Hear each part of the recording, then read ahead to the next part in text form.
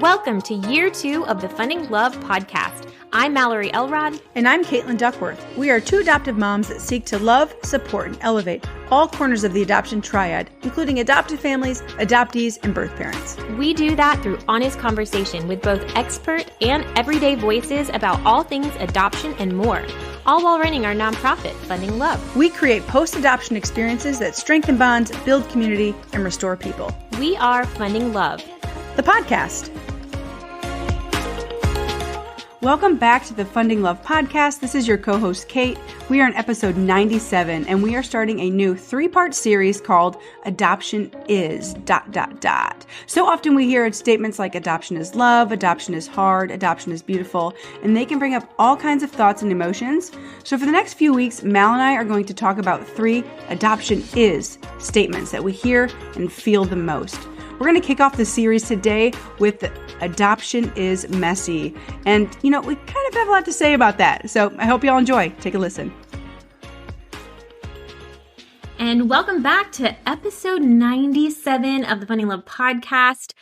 How are you doing today, Caitlin? Oh, I'm so good. We are starting a new series. Yes. Yeah. And so this episode that we're on here is actually called Adoption is Messy, but I want you to talk about what our series is called, because I think this is going to be really cool talking through all of the feelings of what adoption is. Yeah. So this series is called Adoption is ...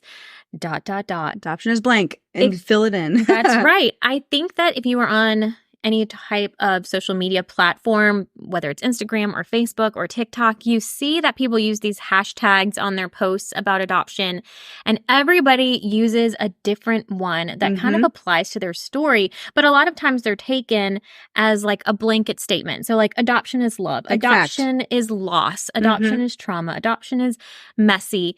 And so we have recognized throughout our journey that adoption is so many different things.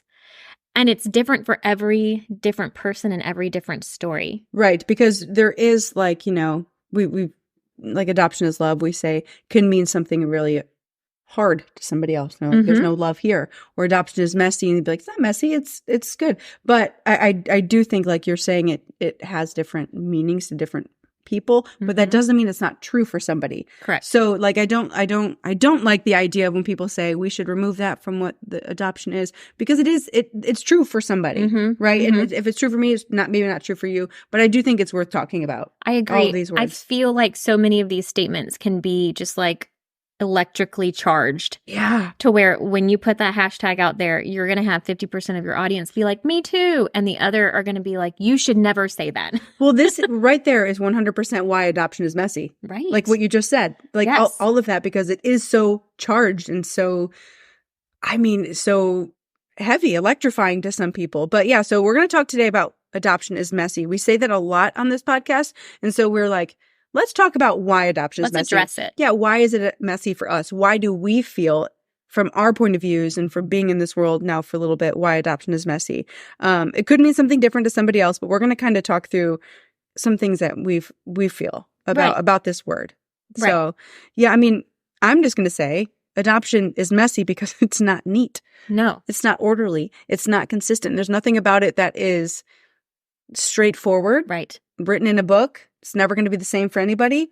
So it's messy because it's not neat. So it's the opposite. It's just as it is. It is. And if you are a prospective adoptive parent, so you are thinking about adoption and you're listening to this podcast just to learn more, just know, like, I think a lot of times when you are talking to agencies or talking to consultants, they can fall into the habit just of like, it's a business practice. Like, you're going to fill out this, you're going to do the home study, then you're awaiting family and this. And it kind of seems categorized in your brain as like, what's step 1, step 2, step 3.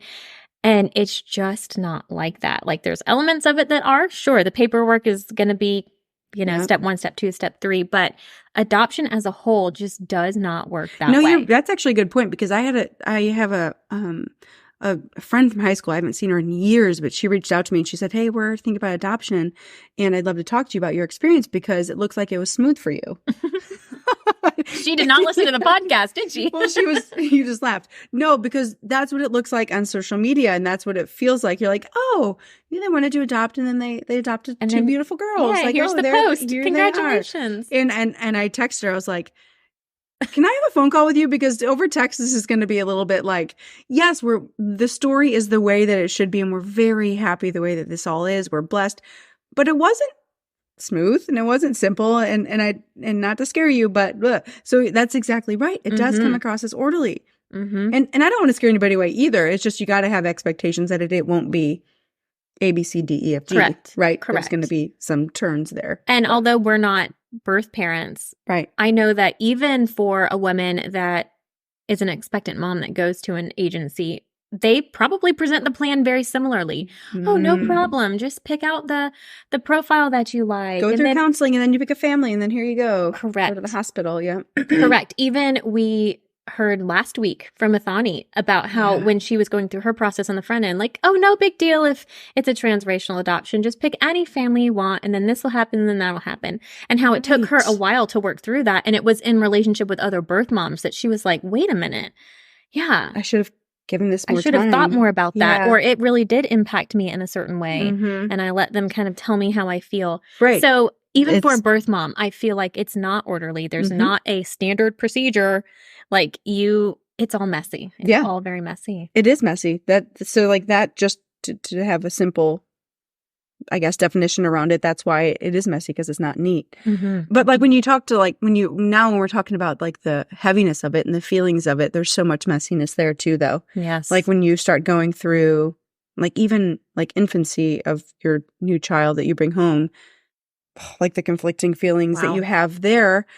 Like I'll just say, because we're kind of fresh off of this, you're in the hospital and you're so happy because you have this new baby and you're so grateful to be building your family, and like there's these joy feelings, but then you give this birth mother a hug on the way out and your heart is just broken because you're like feeling her loss as a mom, and you're like, what is happening? What am I doing? I'm taking this child from her, but she chose us. So it's like so conflicting. You're like, oh my gosh, I'm so happy. My heart is breaking for her, but I'm happy because she chose us, but she's leaving without this child. So it's like messy. It's like, how am I supposed to feel right now? That was a choice that she wanted and believed was best, or still believes is best. And we're doing this That's together. so hard and so conflicting. So you don't know how to feel. You're like, am I supposed to be joyful? I am joyful, but then it's so messy. Like you can't say it's one thing. It is. And you kind of just have to sit there in the mess. Like not even try to sort it out too much, especially in the moment. That can come later with like time or hindsight. But sometimes you just have to allow yourself to sit in the messy and be like, it's okay that I feel so many different feelings right now. And I think it's good that you feel many feelings, because I do feel like, there probably are adoptive parents out there. And I would say this for me the first time through, I did not feel the heaviness of this. I think I talked about that in the episode when we talked about the adoption. The first time through, I didn't feel that heaviness towards the birth mother that I felt this time. I think it's because I've been through it, and now I've in the adoption world meeting other birth moms, and also I am a mom now. So like feeling it. But to say, I do think it's a good thing if you are feeling those conflicting feelings, like you said, sit in it, because that is okay. And I think that just shows that you're human and you care. Yeah, absolutely. Yeah. So true.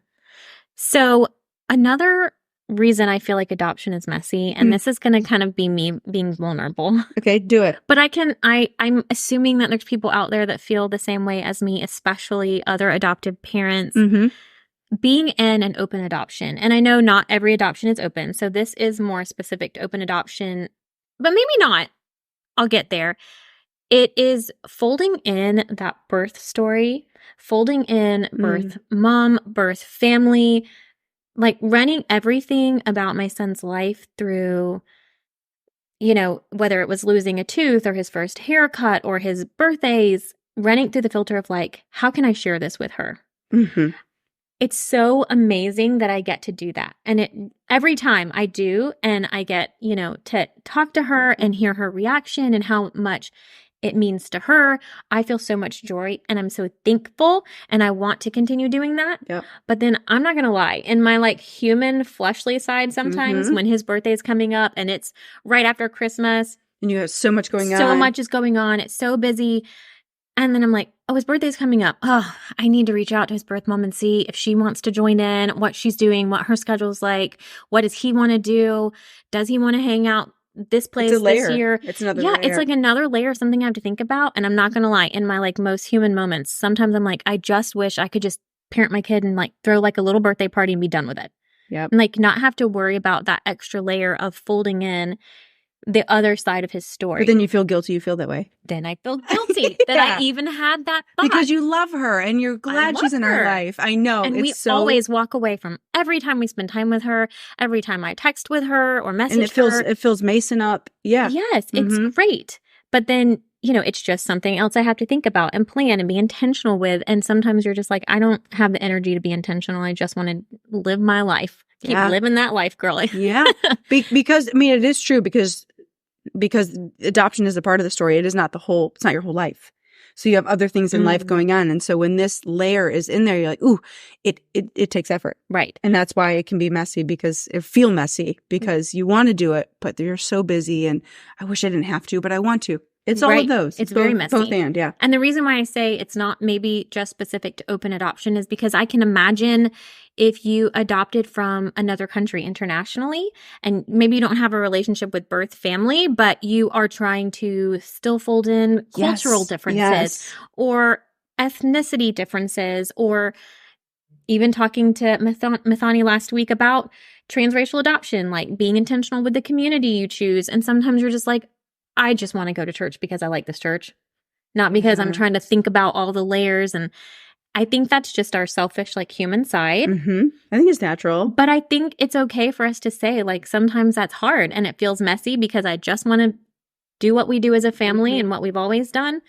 But then at the same time, it grows me and it brings me joy. And I love being able to see, you know, your child grow or whatever it is and connect with who they are. But I don't want to speak for any birth moms or birth parents, but I know in some conversations we've had, if we're going to put this on the other side, I bet you they feel the same way in the sense of, I wish I could just talk to my child and not go through their parents. Oh, absolutely. I just want to text them. I don't want to have to go through their parents and say, can I text them?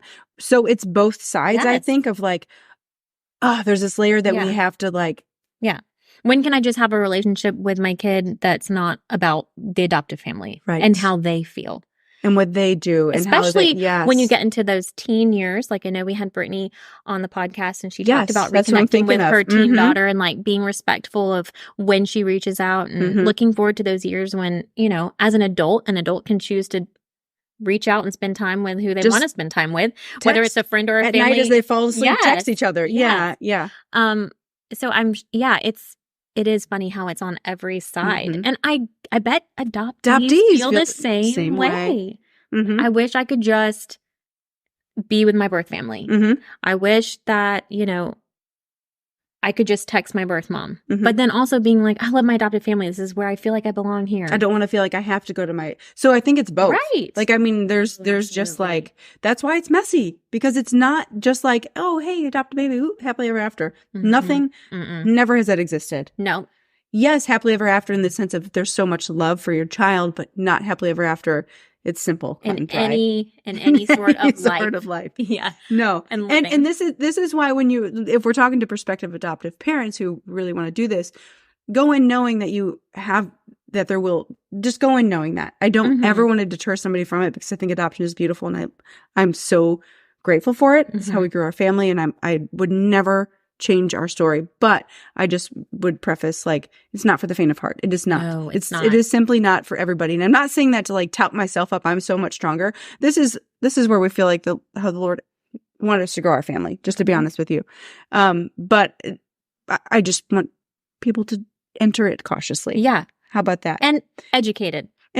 Because I would hate for you to get in it and be like, oh, this is too messy. I'm done. We're going to block out the birth family. Right. Because that's not what it should be either. No. And we're not saying that. We're just addressing that it is messy. Correct. Yeah. And I think we can confidently say too, or I surely can, that every time I lean into the messy, every time I lean into the side that feels a little bit hard or a little bit awkward, there's so much reward and benefit on the other side of that.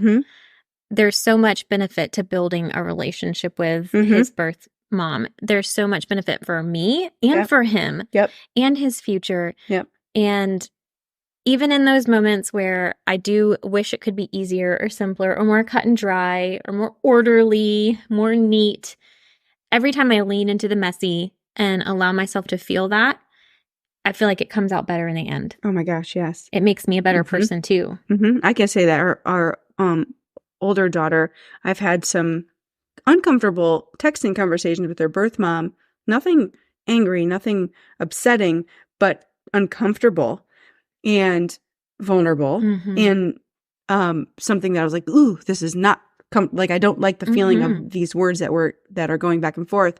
But we got through that.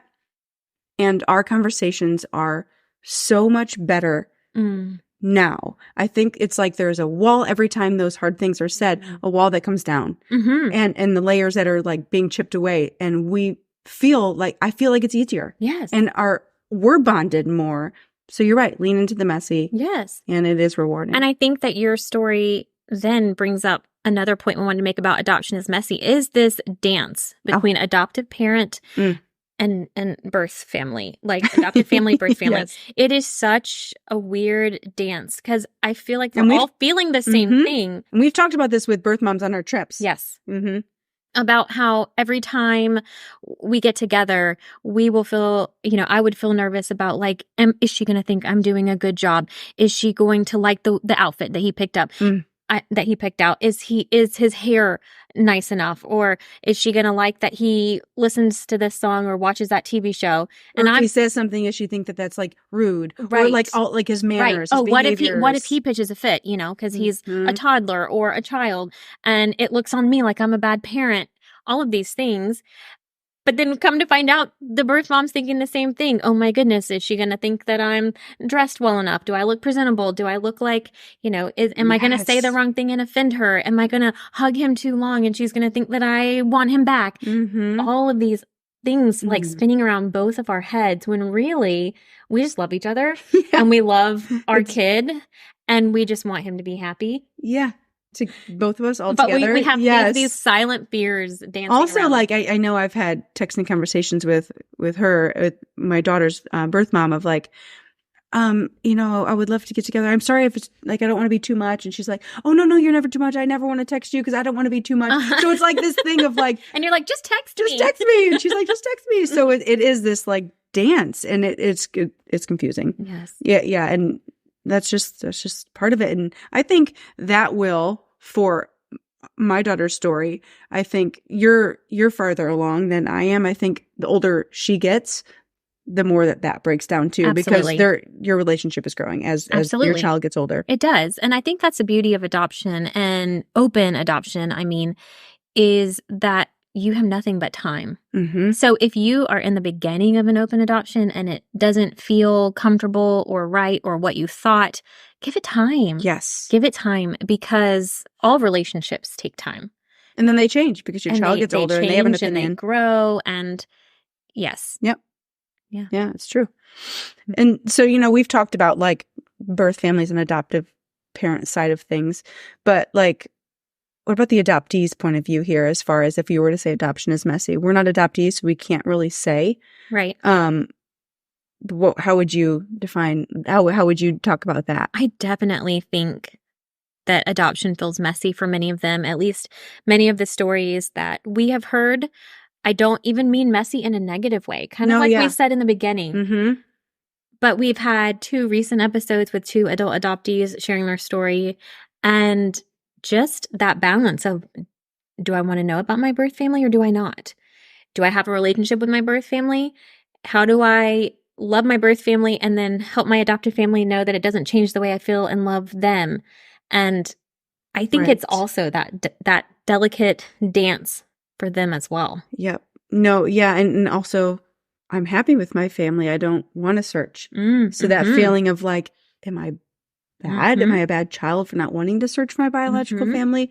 And the answer is no. There's no right or wrong here. That's why it's so messy. But yeah, it is. That can be a very conflicting feeling as your child's trying to find their identity, but feels bad because they love their family. Right. But then also, what if I search my family and they don't want me? Or they're not around, or they live in another country, or I can't reach them, or they don't respond. And then that rejection. So like it's messy because you want to, but you're afraid. Or I figure out I have all these other siblings. Do I want a relationship with them? What am I supposed to do now? What do I do? Yeah. I think that, So taking that first step is I mean, the more we say it, it's just like adoption is messy. Like, let's just say it. It is. And that that's one why might be the one it. that's like the blanket statement. That's like, okay, that everybody should fit at every some mold. point. Yeah. And is it just because adoption is messy, or is it just because life is messy? Humans are messy. Yeah. Mm-hmm. Yeah, because as humans, there's feelings and there's all sides of this that you have to care about. And that's because of our selfish nature. We don't always want to care about it. We don't always understand other sides. And so it's confusing. Mm-hmm. Yeah. No, I mean, this is a good one to start with this series, I think, because I think we say this one the most. Mm-hmm. And this one feels the most true to me. I agree. Yeah. And I don't think that because it's messy, it eliminates other things that adoption is. And we'll talk about this in this series, because it is so much more.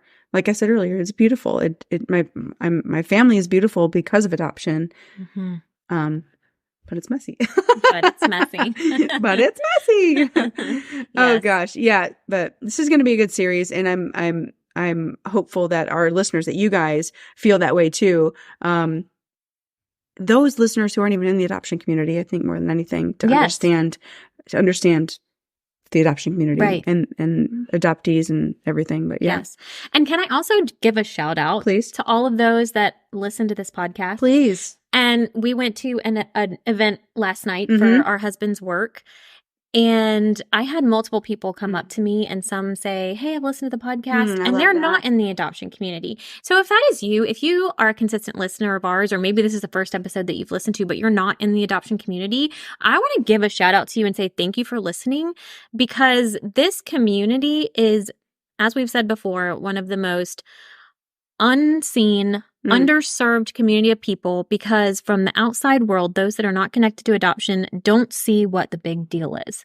Yeah. Okay, so you just adopted. It's very misunderstood. It's very misunderstood about why this community needs community and support and love and acceptance, why they need those things.